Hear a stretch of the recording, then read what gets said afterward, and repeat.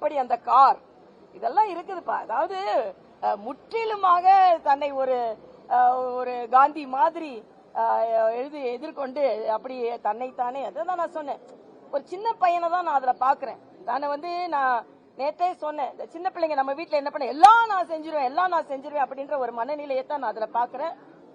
தம்பி விஜய் அவர்கள் உண்மையிலேயே திமுகவை தோற்கடிக்க வேண்டும் என்று உங்கள் எண்ணம் இருந்தது என்றால், நான் விஜய் ஒரு ஜீரோ மாதிரி, இப்ப ஜீரோன்னு சொல்லல, விஜய் ஒரு ஜீரோ மாதிரி. ஜீரோ தனியா இருந்தா வேல்யூ கிடையாது, ஆனா அதே ஜீரோ இன்னொருத்தங்க கூட சேர்ந்தா வேல்யூ. ஆக இன்னைக்கு வெற்றி பெற வேண்டும் என்றால் தேசிய ஜனநாயக கூட்டணிக்கு தான் மக்கள் ஆதரவு தருவார்கள்.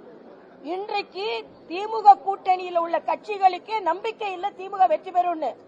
அதனாலதான் திருமாவளவன் என்ன சொல்றாரு, பெரியவர் ராமதாஸை சேர்க்கலாமா வேண்டாமா, அவர் பதில் சொல்ல மாட்டேன்றார். நான் பாலர் டிஎம்கே போட்டுட்டேன்னு சொல்றாரு. அதே மாதிரி காங்கிரஸ்ல இன்னைக்கு சூரியனை பார்த்து கும்பிடுறவங்களோட விசில் அடிக்கிறவங்க தான் அதிகமா இருக்காங்க. ஆக காங்கிரஸ்ல உள்ள பிரிவினையை என்ன செய்ய போகிறீர்களாக, அவங்க கட்சிக்குள்ளேயே கூட்டணிக்குள்ளேயே திமுக மறுபடியும் வெற்றி பெறும் என்ற எண்ணம் அவர்களுக்கு இல்லை. முதலமைச்சரோட பேச்சில தினம் பதற்றம் தெரிகிறது. அதனால தேசிய ஜனநாயக கூட்டணி நிச்சயமாக வெற்றி பெறும்.